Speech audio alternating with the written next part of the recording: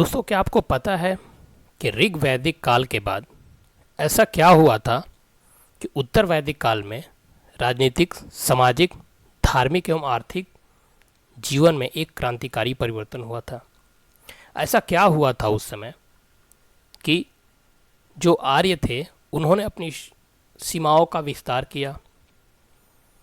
आइए जानते हैं आज इस वीडियो में वैदिक संस्कृति या वैदिक काल के पार्ट 3 में, जहाँ पर हम वैदिक कल्चर और वैदिक पीरियड को पढ़ेंगे।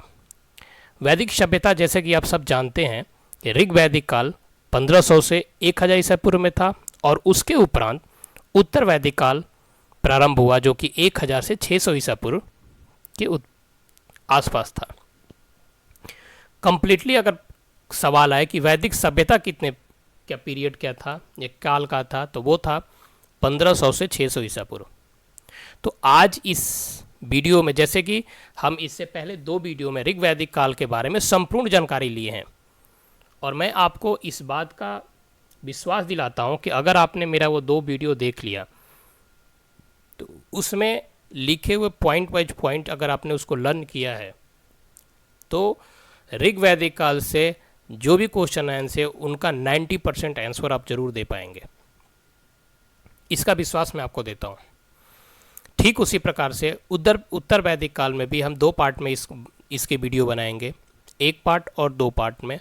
दोनों पार्ट को पॉइंट वाइज पॉइंट हम यहाँ पर स्टडी करेंगे, पढ़ेंगे, ताकि इससे भी उपरांत जो भी क्वेश्चन आएगा आप इसको ईजिली सॉल्व कर पाएंगे, और इस बात का विश्वास मैं आपको देता हूँ। तो बिना क्षण गवाए हम प्रारंभ करते हैं उत्तर वैदिक काल में। उस सवाल का सबसे पहले जवाब दिया जाएगा कि आखिर ऐसा क्या हुआ था उत्तर वैदिक काल में जो कि यहाँ पर सामाजिक, राजनीतिक, धार्मिक एवं आर्थिक रूप से एक क्रांतिकारी परिवर्तन हुआ था। इस काल में ये काल एक नए समाज के उदय का एक अपने आप में एक साक्ष्य प्रस्तुत करता है। तो स्टार्ट करते हैं कि आखिर ऐसा क्या था उस समय। उस समय सबसे पहले जो सबसे मेरे अनुसार से, या बहुत से ऐसे इतिहासकार हैं जिनके अनुसार से जो क्रांतिकारी परिवर्तन हुआ था उसका एक सबसे बड़ा रीजन है लौह युग का परिचय। लौह युग, आयरन एज, उस समय लौह का या लोहे का खोज हुआ था। वहाँ उस समय के आर्यों को ये पता चला था कि लौह युग है क्या, लौह क्या है, लोहा क्या है, लोहा से क्या हो सकता है। जो लगभग 1000 ईसा पूर्व के आसपास में लौह का खोज हुआ, और उसके कारण से जो औजार और हथियारों के लिए प्राथमिक सामग्री के रूप में लोहे का आगमन हुआ। क्योंकि उससे पहले जो कांस्य युग था उसमें क्या था, उसमें जो हथियार बनाए जाते थे वो इतने मजबूत नहीं होते थे। यह कांस्य युग के बाद आया और मानव तकनीकी क्षमताओं को सामाजिक संरचनाओं में एक महत्वपूर्ण बदलाव आया। तो it follow the transition age and brought about a significant change in human technology, remain and social industries. हुआ क्या क्या इससे? लोहे की तकनीक और धातु क्रम ज्ञान में प्रगति देखी गई, जिससे मजबूत और अधिक बहुमुखी उपकरणों और हथियारों का उत्पादन संभव हुआ। जो हथियार बने वो क्या थे? बहुमुखी थे, शक्तिशाली थे, मजबूत थे, जिससे हुआ क्या कि ये जो लोहे का उपकरण था ये सिर्फ और सिर्फ हथियारों के रूप में योगदान नहीं दिया, ये कृषि के रूप में भी योगदान दिया। इससे हुआ क्या, अलग अलग इक्विपमेंट बनाए गए, अलग अलग हल बनाया गया, अलग तरीके का इक्विपमेंट्स बना, जिससे कि खेती में भी इसने अपना योगदान किया, और जो कृषि था वो कृषि और मजबूत हुआ। तो जैसा कि आपको जानते हैं कि हम 2 प्रकार की कृषि करते हैं। खेती 2 प्रकार की होती है, एक वो जिससे कि हम जितना उगाते हैं और उतना हम उसको अपने लालन पोषण या अपने खाने पीने में यूज कर लेते हैं और ख़त्म हो जाता है। और दूसरे प्रकार का कृषि है जिसमें कि हम अपने खाने पीने के अलावा जो बचता है उसको हम व्यावसायिक रूप में आगे बढ़ाते हैं। तो जो आपका वैदिक काल था उसमें लोहे के आने के कारण से हम दूसरे तरह की कृषि में आगे बढ़े, कृषि संपन्न हुई, और कृषि संपन्न होने के कारण से क्या हुई, अर्थव्यवस्था मजबूत हुई। अर्थव्यवस्था जब मजबूत हुई तो उससे क्या हुआ, सामाजिक रूप से हम मजबूत हुए। सामाजिक रूप से मजबूती होने के पास से हमारे पास जब पैसे ज़्यादा आए तो हमें क्या हुआ, टैक्स जो था वो गवर्नमेंट को या वो उस समय को जो राजा थे उनको हम और ज़्यादा टैक्स दिए, तो क्या हुआ, आर्थिक मजबूती आई। जब आर्थिक मजबूती आई तो उस समय के जो आर्य थे वो अपने, जिसे जन कहते हैं ना, जन, इस जन को क्या किए, अपने जो सीमा है उसको बढ़ाना चालू किए। और सीमा जो बढ़ाए तो वो जो जन था वही जाके बाद में क्या हुआ, जनपद बना। और फिर वैदिक काल के अंत आते आते फिर क्या बना, महाजनपद। तो जो क्रांतिकारी बदलाव हुआ उसकी शुरुआत कहाँ से हुई, लोहे की खोज से। लोहे के उपकरणों को व्यापक रूप से अपनाया गया, जिससे क्या हुआ, जीवन के विभिन्न पहलुओं में क्रांति आ गई। लोहे के औजार और हथियारों को उद्योग से कहाँ कहाँ उसका कृषि, व्यापार, युद्ध और सामाजिक संरचनाओं में गहरा परिवर्तन आया। Iron tools were widely adopted on revolutionary various aspect of life. The emergence of iron tool and weapons brought about profound change in the agriculture, trade, warfare and social structure. जैसा कि अभी मैंने बताया कि लोहे के उपयोग के कारण, इसके जो उपकरण थे, जो इक्विपमेंट्स थे, उनको यूज करने के कारण से कृषि में बदलाव आया। कृषि अगर आगे बढ़ी तो फिर क्या हुआ, व्यापार में बदलाव हुआ। व्यापार जब हुआ तो उससे क्या हुआ, टैक्स दिए हम। टैक्स जब हम देते थे तो उससे सामाजिक संरचनाओं में परिवर्तन आया। और उसके साथ साथ युद्ध हुए, किस लिए, बॉन्डेज को, अपनी सीमाओं को बढ़ाने के लिए। क्योंकि जब पैसा आते हैं तो सेना ताकतवर होती है, जब सेना ताकतवर होगी तो हम अपने बॉन्डेज को बढ़ाने में इसका यूज करते हैं। तो ये पहला ऐसा सब परिवर्तन था। क्या था, लौह के येलो या आयरन का, आयरन जो है उसकी खोज करना। अब हम बढ़ते हैं कि उत्तर वैदिक काल, बेसिकली उसमें क्या क्या हुआ, उत्तर वैदिक काल है क्या। तो स्टार्ट करते हैं उत्तर वैदिक काल के से। उत्तर वैदिक काल में आर्यों ने अपने क्षेत्रों का क्या किया, विस्तार किया, पूर्व की ओर किया। पहले क्या था, वो मोस्टली जो थे वो थे अफगानिस्तान, पंजाब की तरफ थे। तो धीरे धीरे फिर क्या हुआ, पूर्व की तरफ उन्होंने क्या किया, अपने क्षेत्र का विस्तार किया। शतपथ ब्राह्मण में आर्यों को क्या, शतपथ ब्राह्मण में ये बताया गया है कि जो आर्य थे उन्होंने क्या किया, गंगा के मैदान तक पूर्व की तरफ विस्तार का उल्लेख देता है। इस काल में बड़े राजाओं का उदय और विकास भी हुआ। In the Uttar Vedic period the Aryans expanded their territory towards the east. The Satpat Brahman mentions the expansion of the Aryans eastward of the up to the plain change of Ganga. During this period, large kingdoms emerged and developed. पहले क्या था, कुरु और पंचाल नामक दो साम्राज्य थे जो पहले क्या थे, बहुत फले फूले। उस समय जो परीक्षित और जन्मेजय दो प्रमुख कुरु के क्या थे, शासक थे। प्रवाहन, जयावली, पंचाले एक लोकप्रिय शासक उस समय थे। वो शिक्षा के क्या पक्षधर थे, वो इस बात के पक्षधर थे कि जो जनता है उन्हें शिक्षा प्रदान, उन्हें शिक्षित होना चाहिए। कुरु और पंचाल, फिर बाद में क्या हुआ, कुरु और पंचाल का पतन हो गया। और इनके पतन होने के बाद क्या हुआ, कौशल, काशी, विदेश सहित अन्य राजा जो है वो क्या हुए, प्रमुखता से उभरे।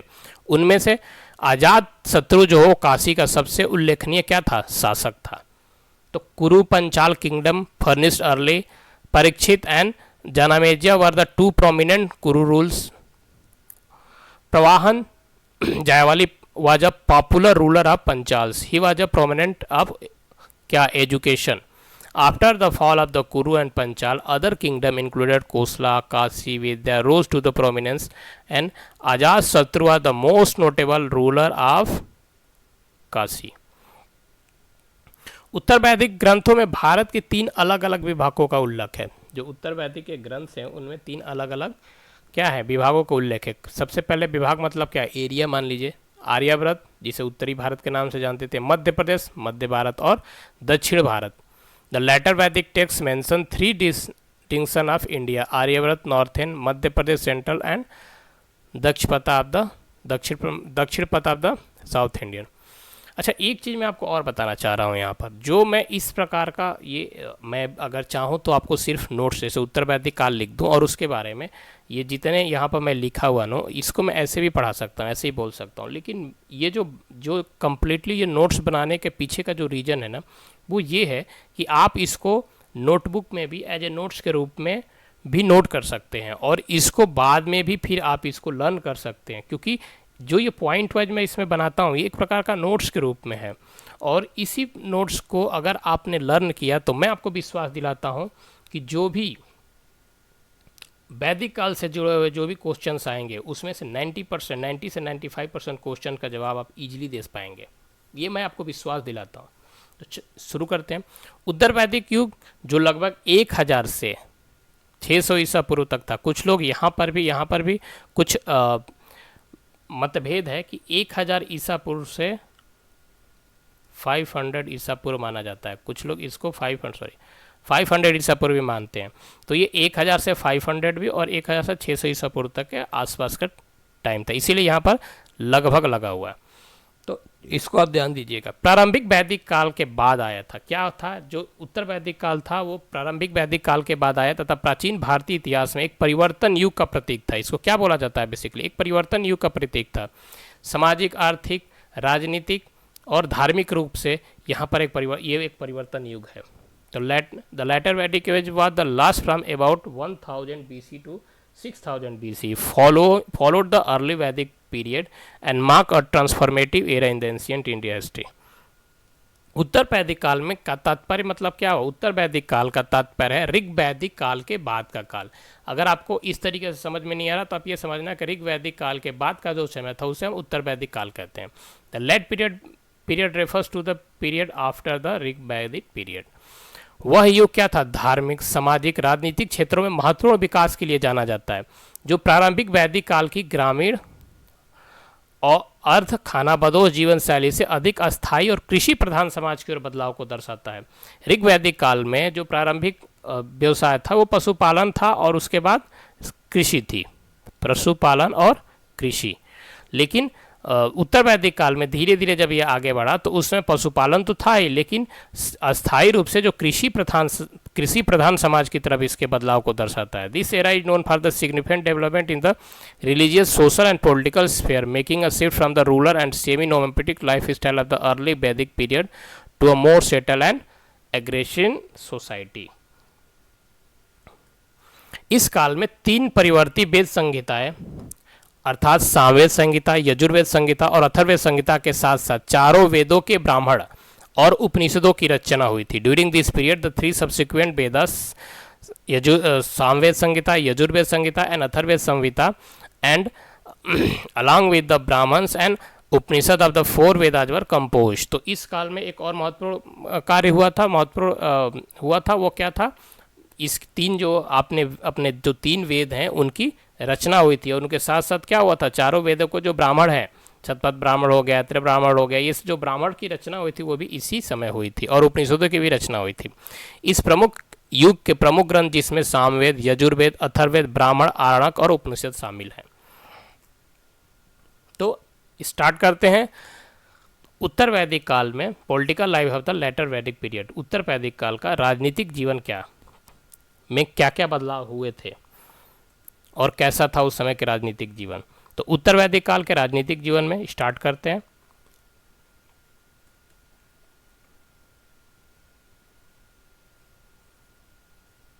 उत्तर वैदिक काल के राजनीतिक संगठन की मुख्य विशेषता बड़े राज्यों तथा जनपदों की स्थापना। जैसे कि पहले मैंने बताया था कि लौह का परिचय होने के बाद से लोहे के उपकरण बनाए गए, जिनसे कि क्या हुआ, अलग अलग नए नए तरीके के हथियार बने।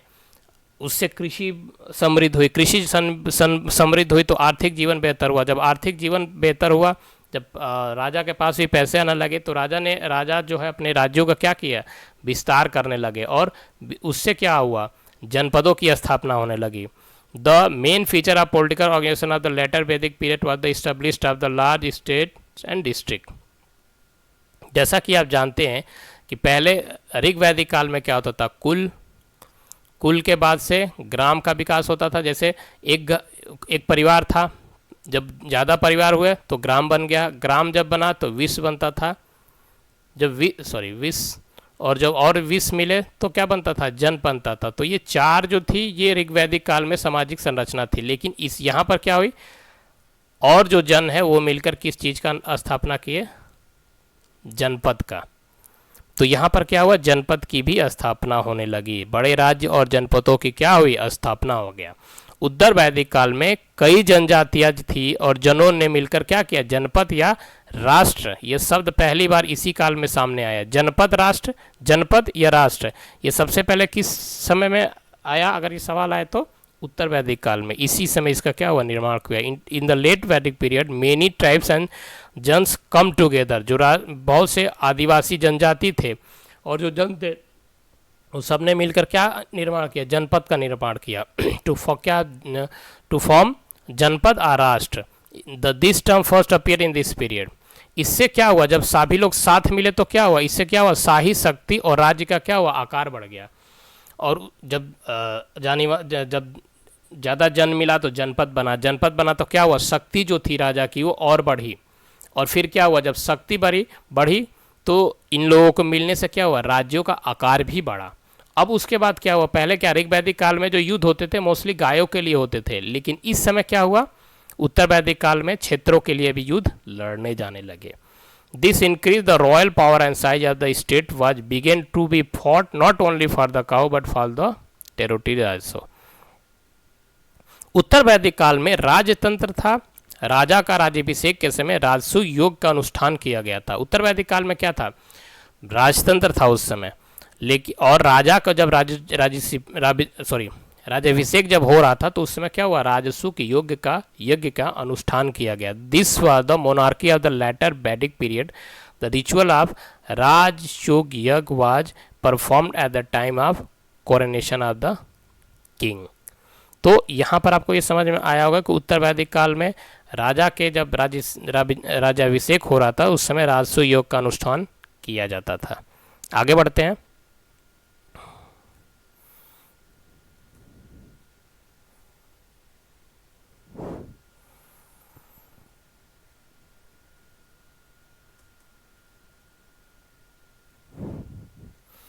राजा आमतौर पर क्षत्रिय होता था और राजतंत्र लगभग वंशानुगत था। ऋग वैदिक काल में क्या था कि जो राजतंत्र था वंशानुगत नहीं था, वहाँ पर राजा का चुनाव होता था, जिसे सभा और समिति नामक दो संस्थाएं थी जो और एक विदव्य करके तीन संस्था थी बेसिकली। वो क्या करती थी, राजा का चुनाव करती थी और ज़रूरत पड़ने पर अगर राजा उस पद के योग्य नहीं होता था तो उनको हटाने का भी अधिकार उनके पास था। लेकिन उत्तर वैदिक काल में क्या हुआ कि राजतंत्र लगभग हमेशा नहीं, लगभग क्या था, वंशानुगत हो गया था। हालांकि बाद के वैदिक ग्रंथों में मुखिया राजा चुने जाने के संकेत मिलते हैं, लेकिन वंशानुगत राजत्व का जो चलन था ना वो बढ़ गया था। राजा सामाजिक व्यवस्था के नियंत्रक के रूप में भी उभरे थे। The king was usually a kshatriya and the monarchy was more or less hereditary. Through the later Vedic texts indicate the election of the chieftain or king, hereditary kingship was on rise. The king also emerged as the controller of the social order. तो ये क्या था, basically लगभग वंशानुगत हो गया था। ऋग वैदिक काल के छोटे आदिवासी राज्यों को शक्तिशाली राज्यों ने क्या किया था, हटा दिया, क्योंकि आर्यों की जो बस्तियां थी भारत के पूर्वी और दक्षिणी क्षेत्रों में फैल गई, जिससे क्या हुआ, भारत, पारस, त्रिशु और तुरस जैसी कई प्रमुख ऋग वैदिक जनजातियाँ क्या हुई, विलुप्त हो गई, जबकि कुरुस और पंचाल जैसी नई जनजातियाँ क्या हुई, उस समय प्रमुखता से उभरी। यमुना और गंगा नदियों को पूर्व का जो क्षेत्र था वो आर्यों का नया घर बन गया था, जो कि प्रमुखता से उभरे। The small tribal kingdom of the Rig वैदिक period was replaced by powerful kingdom as the Aryan settlement spread over the eastern and southern region of the India. Many major Rig Vedic tribes such as Bharata, Paras, Trishu and Turvas become extinct, while new tribes such as Kurus and Panchals rose to prominence. The area east of the Yamuna and Ganga river were which become the new abode of Aryans rose to prominence. तो जो पुरानी जातियाँ थी, आदिवासी जातियाँ, वो इस काल में कम भी हुई और नई नई जातियाँ जो है वो विलुप्त हो गई थी। पुरानी जातियाँ विलुप्त हुई, नई जातियाँ जो क्या हो, प्रमुखता से उभरी।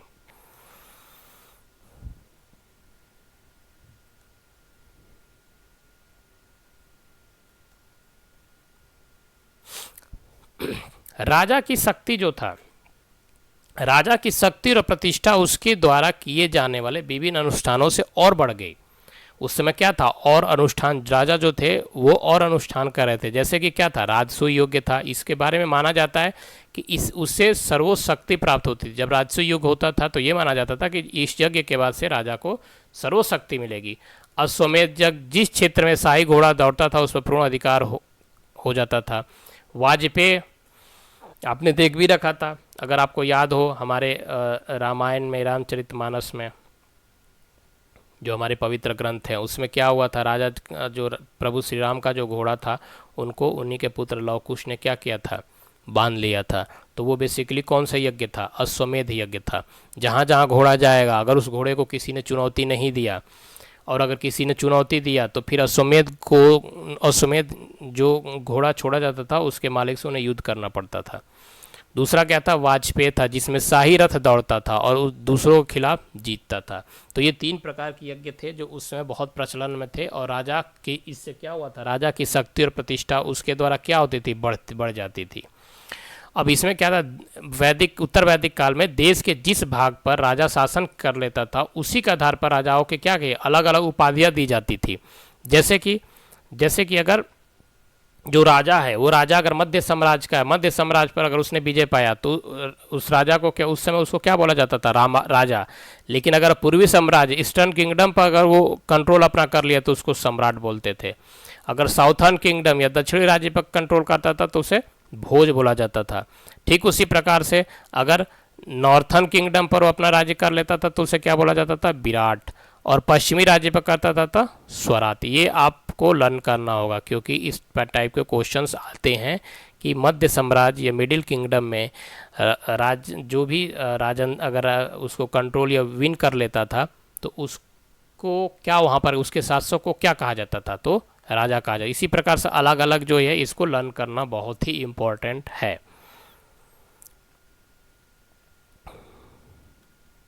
उत्तर वैदिक काल में ऋग वैदिक लोकप्रिय सभाओं का महत्व समाप्त हो गया था। राजसी शक्ति का उदय हुआ था। एक्चुअली क्या था, राजा उस समय शक्तिशाली हुए थे। तो जब राजा शक्तिशाली होते हैं तो क्या होता है, राजा के साथ जो अलग समिति थी, जिसे जो 2 समिति, उस समय 3 समिति थी बेसिकली।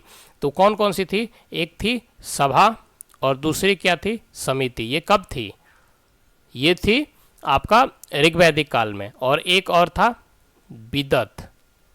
तो ये जो सोसाइटी था ये तो बिल्कुल ही विलुप्त हो गया क्योंकि राजा शक्तिशाली हो गए। और राजा सब जब शक्तिशाली हुए तो जो सभा और समिति नामक 2 जो संस्थाएं थी ये भी कमज़ोर हो गई।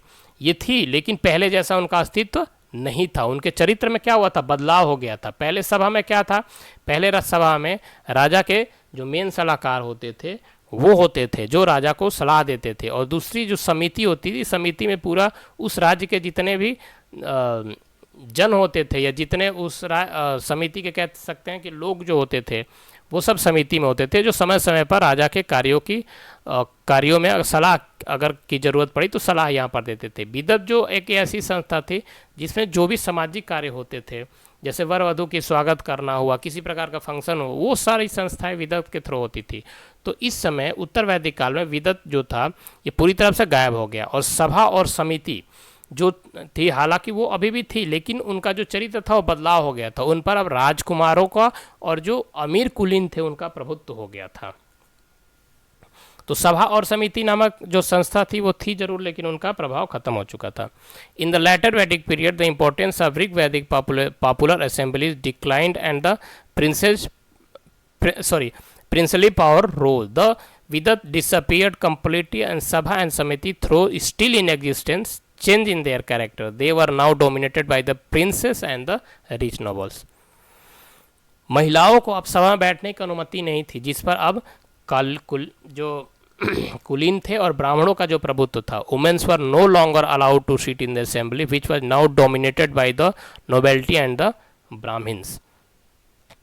अब राजा को क्या था, राजा शासन करने के लिए राजा को किस किस का सपोर्ट लेना चाहिए, पुजारी, सेनापति, मुख्य रानी, कुछ अन्य उच्च अधिकारियों द्वारा क्या होता था, सहायता प्रदान की जाती थी। To the rule the king was assisted by the priest, generals, chief queen and some other high official. तो ये जो राजन थे, ये जो राजा है, ये क्या करते थे, इन सब के द्वारा इनको क्या मिलता था, सपोर्ट मिलता था कंट्रोल करने के लिए अपने प्रजा को। तो उस समय ये राजनीतिक जो बदलाव हुए थे उसमें ये भी हुआ था कि जो राजसी शक्तियाँ थी उसका उदय हुआ। सभा और समिति अस्तित्व में थी लेकिन वो पहले जैसा नहीं रह गया था। उन पर अब ब्राह्मणों का, कुली अमीर कुलीनों का प्रभुत्व हो गया था। महिलाओं की पहले सभा में बैठती थी, वो भी डिसीजन मतलब जब डिसीजन लिया जाता था तो उसमें वो भी अपना कहते हैं ना सजेशन देती थी, लेकिन अब ऐसा कुछ नहीं रह गया था। अब क्या हुआ था, पहले रत्नीदस जो थे, राजा के जो रत्नीदस थे वो इस समय भी थे, और उन्हीं के थ्रू क्या था, शासक जो राजा थे अपने अपने जो भी क्षेत्र था उसका कंट्रोलिंग उनको मिलता था। इसमें क्या, जो रत्नस थे उनके अनुसार से जो भी इनका में, जैसे पुरोहित है, महिषी को क्या कहते हैं, युवराज जो है वो सुता, सारथी, सेनानी, इसको इस पूरे को आप लर्न कीजिएगा बहुत इम्पोर्टेंटली, क्योंकि अभी जो मैंने एक पेपर देखा था उत्तर प्रदेश पीसीएस 2023 का, उसमें क्वेश्चन आया था कि जो कर संग्रह करता थे वैदिक काल में उनको क्या कहा जाता है, तो उनको कहा जाता था भगदूता। तो ये जो भी वर्ड्स हैं, जैसे कोषाध्यक्ष किसे कहते हैं, संग्राहती, गेटमैन छत्ता, या मैं जो वन विभाग प्रमुख थे उन्हें क्या कहते हैं, गोवित करता। ये आपको लर्न करना होगा, ये आप लर्न कर लीजिएगा, इसको नोट्स बना के आप लर्न कीजिए, क्योंकि इसमें से क्वेश्चन आते हैं, ये बहुत ही इंपॉर्टेंट है, इसलिए इसको लर्न करना बहुत ज़रूरी है। जो चीज़ आप सोचोगे कि ये नहीं आएगा वही चीज़ आएगा, वही पॉइंट्स आएंगे, इसलिए उसको लर्न करना बहुत ही इम्पोर्टेंट और बहुत ही ज़रूरी है। अब जो 16 उसके बाद से वैदिक काल के अंत में जो 16 महाजनपद बने थे, वो 16 महाजनपद जो भी जिस जिस एरिए में बने थे उन एरिए का नाम यहाँ पर आप देखेंगे लिखा हुआ है। ये 16 महाजनपद के बारे में जानना और इनको याद करना बहुत ही जरूरी है। ये जनपद महाजनपदों का युग भी था। इस संदर्भ में क्या होता, महाजनपद जो बड़े राज्य थे, जन से क्या बना, जन से जो जन था, ये जब दो जन ज़्यादा मिले तो क्या बना, जनपद, जनपद बने, और जब और ज़्यादा जनपद मिले तो वो क्या बना, महाजनपद। तो वो जो दौर था वो क्या था, वो जनपद और महाजनपदों का युग था, जनपद से महाजनपद बन रहे थे। तो इस संदर्भ में महाजनपद बड़े राज्य थे, जबकि जनपद क्या थे, अपेक्षाकृत छोटे थे। तो महाजनपदों की संख्या कितनी थी, 16 थी, जिनमें से अधिकांशतः कहाँ थे, गंगा के किनारे थे। तो कौन कौन से थे ये मैंने यहाँ पर लिखा हुआ है। महाजनपद, उनकी जो राजधानी है वो, और आज के समय में कहाँ पर है ये, तो इसको भी आपको याद करना होगा, ये बहुत ही इम्पोर्टेंट है और इसमें से क्वेश्चंस आते ही आते हैं, तो ये आपको लर्न करना होगा। ये जो 16 जनपद है, अंगा, मगध, कोसी, वत्स, कोसल, सौरसेना, पंचाल, कुरु, मत्स्य, चेदी, अवंती, गंधार, कंबोजिया, अस्माक, वज्जी और मल्ला, इनकी राजधानी कहाँ पर थी और ये इस समय प्रेजेंट में कहाँ पर है। जैसे ये मल्ला है, ये कहाँ पर है, ये देवरिया उत्तर प्रदेश, वज्जी वैशाली में, बैंक ऑफ गोदावरी, ये हर प्रकार से आपको ये याद करना होगा। जैसे ये वत्स है, वत्स कहाँ पर है आज के समय में, इलाहाबाद, काशी, जिसे काशी मतलब बेसिकली, तो वो क्या यहाँ पर था, बनारस। तो ये आपको लर्न करना होगा क्योंकि ये बहुत ही इम्पोर्टेंट है। तो इस समय आज की वीडियो में मैं यहीं तक आपको बताता हूँ, पॉइंट्स बनाइए, नोट्स बनाइए और उसको लर्न कीजिए। और इस वीडियो के बाद से पार्ट 3 में एक और वीडियो मैं अपलोड करूंगा अभी कुछ देर बाद ही, जिसमें कि हम लोग वैदिक काल उत्तर वैदिक काल के और जो अलग अलग पॉइंट्स हैं उन पर डिस्कशन करेंगे। लेकिन आज और अभी के लिए इतना ही। मैं एक बार पुनः आपसे रिक्वेस्ट करूंगा कि अगर आपको ये वीडियो अच्छा लग रहा हो, आपको यहाँ से कुछ इन्फॉर्मेशन मिल रहा हो, तो मैं रिक्वेस्ट करूँगा कि आप इस चैनल को सब्सक्राइब कीजिएगा, लाइक कीजिएगा और बेल आइकन को ज़रूर दबाएं।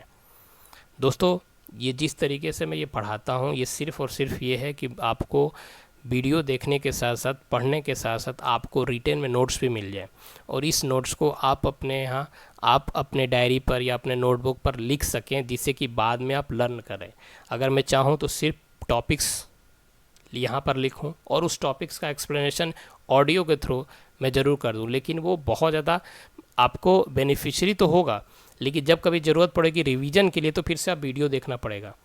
लेकिन अगर आपको रिवीजन करना होगा तो आप यहाँ से नोट्स बनाइए, उसको लर्न कीजिए, और मैं आपको 100% ये विश्वास दिलाता हूँ कि वैदिक काल से जुड़े हुए कोई भी क्वेश्चन, क्योंकि इसके बाद से मैं वैदिक काल पर जुड़े हुए क्विज लेकर आऊँगा जिसमें मोर देन 100 क्वेश्चंस होंगे। और आप देखिएगा अगर आप इसको लर्न कर जाएंगे तो उस 100 क्वेश्चन में से 95 क्वेश्चन का जवाब आप इजीली दे पाएंगे। तो मिलते हैं पुनः आप सबसे इसी